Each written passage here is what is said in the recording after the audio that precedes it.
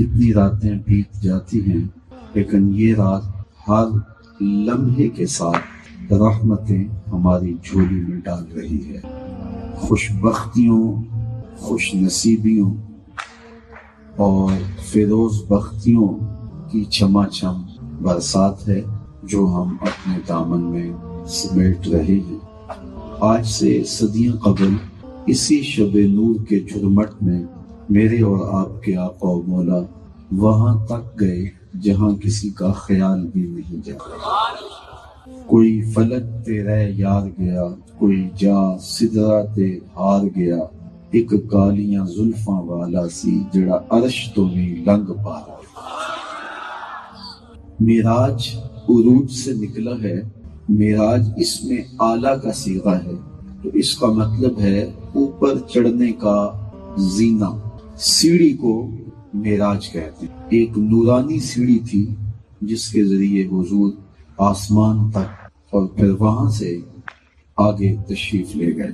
ویسے مسجد حرام سے مسجد اقصی تک حضور نے جو سفر کیا ہے اس کو اسرا کہا جاتا ہے، اور وہاں سے مسجد اقصی سے سدرۃ المنتہا تک کے سفر کو معراج کہتے ہیں۔ حضرت خواجہ نظام الدین اولیاء علیہ رحمہ وہاں سے اگلے سفر کے لیے اعراج کی اصطلاح استعمال کی، تو گویا ان تین مراحل کو انہوں نے بیان کیا: اسراء، معراج اور اعراج۔ معراج النبی کے حوالے سے تین طرح کے نظریات ہیں۔ ایک معاندین اسلام، مستشرقین، دشمنان دین کا نظریہ ہے۔ وہ یہ کہتے ہیں کہ یہ واقعہ ہوا ہی نہیں اور معاذ اللہ حضور علیہ السلام کی طرف کذب کا اتہام کرتے ہیں، تہمت لگاتے ہیں کہ معاذ اللہ انہوں نے یہ بات ویسے ہی کر دی اور مسلمانوں نے تسلیم کر۔ کہتے ہیں یہ ممکن نہیں ہے کہ مختصر حصے میں ایک جسم اتنی سرعت کے ساتھ پرواز کرے، یہ از قبیل ممکنات سے نہیں، لہذا ایک طبقہ اس کا سرے سے انکار کرتا، وہ کہتا ہے یہ واقعہ ہوا ہی نہیں۔ ایک طبقے کا موقف یہ ہے، اگرچہ ان کی تعداد بہت زیادہ نہیں، کہ یہ حضور علیہ السلام کا امر منامی تھا۔ حضور نے خواب میں ایک منظر نامہ دیکھا، صبح اٹھ کے بیان کر دیا، یا امر روحانی تھا، حضور نے روحانی طور پہ پرواز کی اور بیان فرمایا، کچھ نے مان لیا، کچھ نے انکار کر۔ امت کے جمہور کا عقیدہ یہ ہے اور تعامل امت بھی اسی پہ ہے کہ حضور علیہ السلام مسجد حرام سے مسجد اقصی تک اور مسجد اقصی سے جہاں تک خدا نے چاہا جسم اور روح کے ساتھ تشریف لے گئے اور سر کی آنکھوں سے رب کا دیدار کیا۔ جو لوگ یہ کہتے ہیں کہ یہ واقعہ ہوا ہی نہیں، وہ کہتے ہیں کہ جسم اتنی سرعت کے ساتھ پرواز نہیں کر سکتا کہ وہ مسجد حرام سے مسجد اقصی تک اور پھر آسمان تک کا فاصلہ طے کر جائے اور اتنی رفتار کے ساتھ جائے۔ اگر وہ اتنی رفتار کے ساتھ چلے گا تو تحلیل ہو جائے، اپنے وجود کو برقرار نہیں رکھ پائے۔ اور دوسرا وہ کہتے ہیں یہ محال عادی ہے، عادتاً ایسا ہوتا نہیں۔ انسانی جسم کو اللہ تعالیٰ نے اس طرح ڈیزائن نہیں کیا کہ وہ پرواز کرے، وہ اڑ نہیں سکتا۔ تو حضور علیہ السلام کیسے چلے گئے؟ اور پھر اتنی سرعت کے ساتھ جانے آنے کی جو بات کی جاتی ہے ایک جسم، یہ نہیں متحمل اس بات کا۔ ہمارے علماء فرماتے ہیں کہ یہ بات اگر مستشرقین اور کفار کریں تو ان سے ہم پوچھیں گے یہ محال عادی ہے یا محال عقلی۔ اگر وہ کہیں گے محال عقلی ہے تو ہم کہیں گے دلیل لاؤ، تو ان کے پاس اس کے محال عقلی ہونے کی کوئی دلیل نہیں۔ وہ کہتے ہیں عادتاً محال ہے، ایسا کبھی ہوا نہیں۔ تو ہم کہتے ہیں کہ جو چیز عادتاً محال ہوتی ہے وہ نفس الامر میں وقوع پذیر ہو جائے تو پھر وہ ممکن ہے۔ آج سے صدیوں قبل جب جہاز ایجاد نہیں ہوئے تھے تو کوئی یہ شخص کہتا کہ ہوا میں اتنے ٹن لوہا پرواز کرتا ہے تو یہ محال عادی تھا، تو کوئی ماننے کو آمادہ نہ ہوتا۔ لیکن آج ہم فضاؤں کو چیر کے جہازوں کو گزرتے ہوئے دیکھتے ہیں تو کوئی بھی انکار نہیں کرتا. تو جو محال تھا وہ وقوع پذیر ہو گیا تو عادت ٹوٹ گئی. تو جو محال تھا جب وقوع پذیر ہو گیا تو عادت ٹوٹ گئی. تو محال عادی حقیقت میں ممکن ہوتا ہے. تو حضور نبی رحمت صلی اللہ علیہ وآلہ وسلم سے قبل اس کو محال عادی آپ مان لیں، لیکن جب حضور چلے گئے تو محال ہونا ٹوٹ گیا، عادت ٹوٹ گئی. اور پھر حضور علیہ الصلوۃ والسلام وہاں تک گئے جہاں کسی کا خیال اور کسی کا وہم بھی نہیں پہنچا. اور یہ واضح میں رکھیں کہ یہ میرے اور آپ کے آقا و مولا کا دوسرا بڑا معجزہ، سب سے بڑا معجزہ جو حضور کو عطا کیا گیا وہ معجزہ قرآن ہے. اور دوسرا بڑا معجزہ جو حضور کو عطا کیا گیا وہ معجزہ معراج. معجزہ ایسے خرق عادت عمل کو کہتے ہیں جو عقل انسانی کو عاجز کر دے، اور واقع معراج نے لوگوں کو عاجز کر دی. لوگ کہتے ہیں یہ بات سمجھ میں نہیں، ہم کہتے ہیں سمجھ میں آ جائے تو فن ہے، اسی لیے تو یہ سمجھ میں نہیں آ رہی کہ یہ معجزہ ہے. تو یہ سمجھ میں آئے یا نہ آئے ہم تو مان لیں گے، اس لیے کہ ہمارے رسول کی یہ شان ہے. اچھا یہ واضح میں رکھیں، معجزے کے حوالے سے اللہ کی عادت یہ رہی ہے کہ جس دور میں جس چیز کا عروج ہوتا معجزہ بھی اسی قبیل کا دیا جاتا. مثال کے طور پہ جب حضرت داؤد علیہ السلام تشریف لائے تو یہ لوہے کے فن کا زمانہ تھا. لوہے کو گرم کر کے نرم کر کے زرہیں بنائی جاتی، ظروف بنائے جاتے، آہن گری کا زمانہ.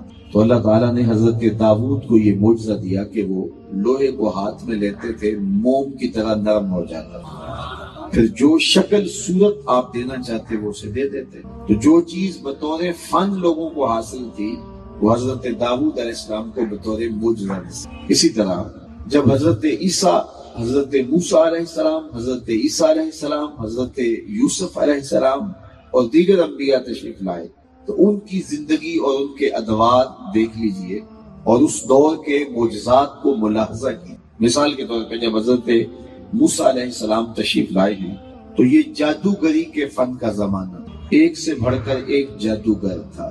اور آپ سمجھتے ہیں، جانتے ہیں کہ فرعون جادوگروں کو ہی حضرت موسیٰ علیہ السلام کے مقابلے میں لے کے آیا تھا، جو رسیاں اٹھا لائے اور جب انہوں نے پھینکی تو لگتا تھا کہ سانپ ہے اور رینگ رہے ہیں.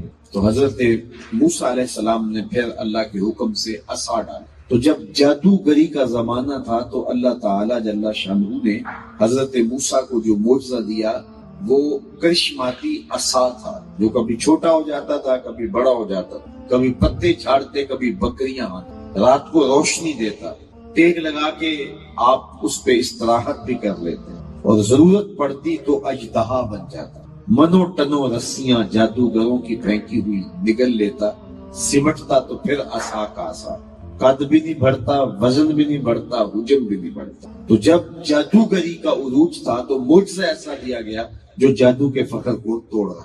مصر کے کوچہ و بازار میں جب حسن کے چراغ جل رہے تھے اور ایک سے بڑھ کر ایک ہنسی اپنی اداؤں سے اور اپنے عشوہ و ناز سے لوگوں کے دل کھینچ رہے تھے تو اللہ تعالیٰ نے اپنے نبی حضرت یوسف علیہ السلام کو معجزہ حسن دے کے مبعوث کیا. اور جب ان کا چراغ حسن جلا تو سارے دیے بجھ گئے، اور جنہیں ناز تھا اپنے حسن پہ وہ انگلیاں کاٹتے نظر آنے.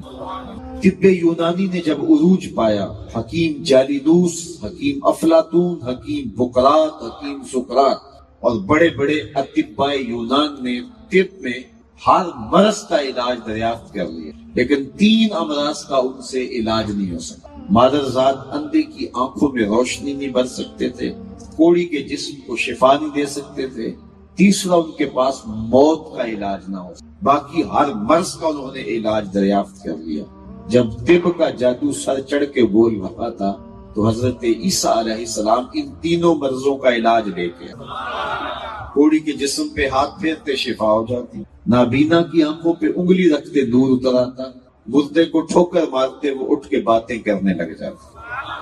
تو یہ اصول سمجھ لیں کہ ہر دور میں اس دور کے نبی کو جو معجزہ دیا گیا وہ اس دور کی مطابقت میں، تمام انبیاء کی تاریخ پڑھ لیں اور ان کے معجزات دیکھ لیں اور اس دور کے حالات سے مطابقت کریں، آپ کو ایسے ملے۔ میرے اور آپ کے آقا و مولا جب تشریف لائے تو یہ زبان و بیان کا عروج تھا، گھر گھر شاعر ادیب پائے جاتے تھے، انہیں اپنی سخنوری پہ ناز تھا، تو اللہ تعالیٰ نے اپنے محبوب کو سب سے بڑا معجزہ قرآن عطا کیا، اور پھر انہیں کہا لاؤ اس کی مثل ایک سورت ہی لا کے، نہیں لا سکتے۔ الاتقان فی علوم القرآن میں امام سیوطی نے لکھا ہے اگر قرآن کی مثل لایا جانا ممکن ہوتا تو بدر اور احد کی لڑائیاں نہ ہوتی۔ سیدھا سا کام تھا نا، قرآن کی مثل لے آتے، ایک صورت لے آتے، لیکن تیرے سامنے یوں ہیں دبے لچے فصحا عرب کے بڑے بڑے، کوئی جانے کے منہ میں زبان نہیں بلکہ جسم میں جان،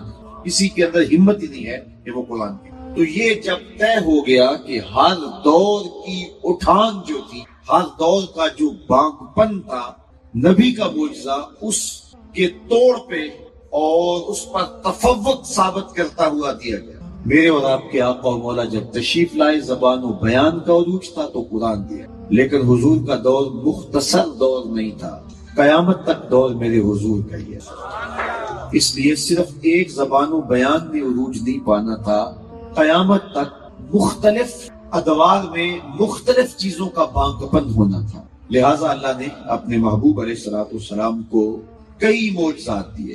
پھر ہر دور کا اٹھان دیکھ لیجئے، ہر دور کی اٹھان دیکھ لیجئے اور حضور کے معجزات کی فہرست دیکھ لیجئے۔ ہر دور کے فخر کو حضور علیہ السلام کا کوئی نہ کوئی معجزہ توڑ رہا ہے۔ 1200 معجزات تو حضور کے اسناد کے ساتھ ہمارے تک پہنچے، لیکن اس کے علاوہ بھی حضور علیہ السلام کے بہت سارے معجزات۔ تو ہر دور کی اٹھان دیکھ لیجئے اور حضور کے معجزات کی فہرست دیکھ لیجئے۔ ہر دور کے فخر کو حضور کا کوئی نہ کوئی معجزہ توڑتا ہوا دکھائی دیتا ہے۔ یہ آج آپ کے پاس سہولت موجود ہے، یہ کوبرا ہیلی کاپٹر کے اندر یہ سسٹم لگا ہوا ہے کہ آپ فائر داغ چکے ہیں، میزائل داغ چکے ہیں، تو بعد میں پروگرام بن گیا ہے تو آپ بٹن دبائیں تو اس کا ہدف تبدیل کر سکیں، اس کو راستے میں توڑنا چاہیں تو توڑ سکتے۔ ہم تو یہ سنتے آئے ہیں کہ کمان سے نکلا ہوا تیر واپس نہیں ہوتا، لیکن اس دور میں کمانوں سے نکلے ہوئے تیروں کے رخ موڑے جا رہے ہیں۔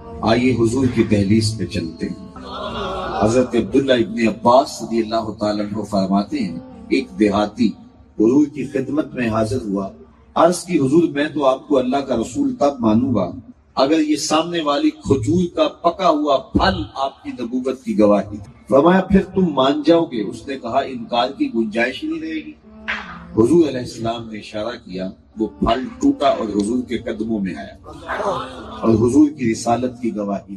اس عرابی نے کہا کہ میں مان گیا اور کلمہ پڑھ کے حضور کا غلام بنا۔ اب وہ ٹوٹی ہوئی کھجوریں اس صحابی کی جھولی میں ڈال دی جاتی کہ جاؤ اپنے قبیلے والوں کو بانٹو اس خوشی میں کہ ایمان نصیب ہوا ہے، اور ان کو بتاؤ یہ کھجوریں معجزے سے توڑی گئی تھی۔ یا حضور صحابہ کو بانٹ دیتے، ساری زندگی فخر کرتے ہم نے معجزے سے توڑی ہوئی کھجوریں کھائی ہیں۔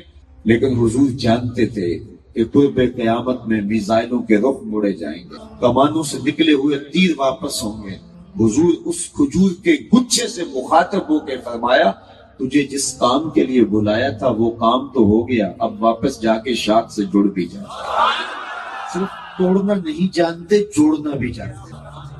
تو ہر دور کے فخر کا، ہر دور کے عروج اور باقپن کا جواب حضور کا کوئی نہ کوئی معجزہ بنتا ہے۔ تو دو دور حضور کے انتہائی اہم ہیں۔ جب حضور تشریف لائے، دوسرا قرب قیامت کا دور۔ جب تشریف لائے تو زبان و بیان کا عروج، قرآن دیا گیا، اور قرب قیامت میں سائنس نے عروج پانا تھا۔ اپالو 11 کے ذریعے لوگوں نے چاند پہ جانے کی بات کرنی تھی، مریخ پہ سفر کی تیاریاں ہونی تھی، ایٹم کا کلیجہ شک ہونا تھا، انسان کی تصویر کے اندر پوری کائنات کی ایک ایک چیز آنے والی تھی، پوری دنیا گلوبل ولیج بننی تھی۔ اللہ تعالیٰ نے اپنے محبوب کو دوسرا بڑا معجزہ معراج دیا کہ سائنسدان الٹی چھلانگیں بھی لگاتے رہیں، ان کا وہاں خیال بھی نہیں پہنچ سکتا جہاں میرے محمد کے قدم پہنچ۔ کوئی حد ہے ان کے عروج کی؟ بلغ العلا کمال، اور میرے امام بولے بریلی سے آج بھی آواز آ رہی ہے، خیرت سے کہہ دو کہ سر جھکا لے، خیرت سے کہہ دو کہ سر جھکا لے، گما سے گزرے گزرنے والے، یا خود پڑے ہیں جہت کو لالے، کوئی کیا بتائے کدھر گئے تھے، سراغ عین و متا کہاں تھا، نشان کیف و الا کہاں تھا، نہ کوئی ساتھی نہ کوئی راہی، نہ سنگ منزل نہ مرحلے تھے، کمان امکان کے جھوٹے دکھ تو تم اول آخر کے پھیر میں ہو، محیط کی چال سے پوچھو کدھر سے آئے کدھر گئے تھے، کوئی حد ہے ان کے عروج کی بلا غل غلابے کمان۔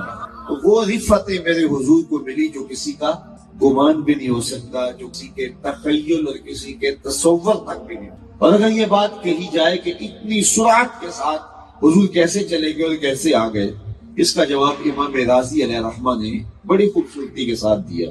اللہ ان کی قبر پہ کروڑوں رحمتوں کا نزول فرمائے۔ آپ نے ویسے بڑی دلیلیں دی ہیں، میں صرف ایک دلیل جو عام فہم ہے اور وہ آپ کو پہلے ہی ازبر ہے، صرف آپ کی توجہ دلانی ہے۔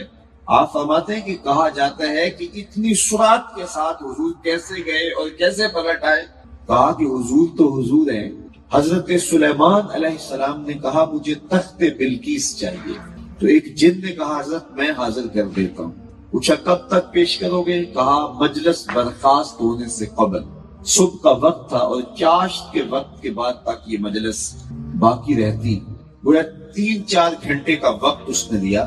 اور یہ کتنی دور تھا، کتنی مسافت پہ تھا، 1 مہینہ جاتے ہوئے لگتا تھا، 1 مہینہ آتے ہوئے لگتا، اور تخت کوئی ڈبیا نہیں تھی کہ اس کو جیب میں ڈال کے لے آنا ہے۔ 60 ہاتھ چوڑا تھا، 80 ہاتھ لمبا تھا، اور 1 ہاتھ شرم جو ہے وہ کونی تک ہوتا ہے، تو گویا وہ اتنا طویل تخت جو 60 ہاتھ چوڑا اور 80 ہاتھ لمبا اور کئی ہاتھ موٹا، لوہا، فولاد، سونا، چاندی اور دیگر قیمتی دھاتوں کا بنا اور قیمتی موتیوں سے مرصع تھا، اور 7 کوٹھڑیوں میں مکفل تھا، پہرے دار کھڑے۔ اس کو وہاں سے لانا ہے، اور اس نے جن نے کہا کہ حضرت میں دوپہر تک لے آتا ہوں۔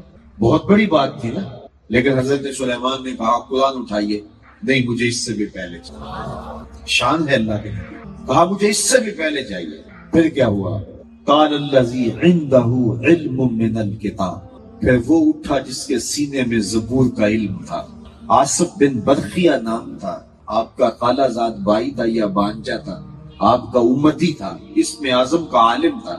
اس نے کھڑے ہو کے کہا انا آتی کبھی، حضرت یہ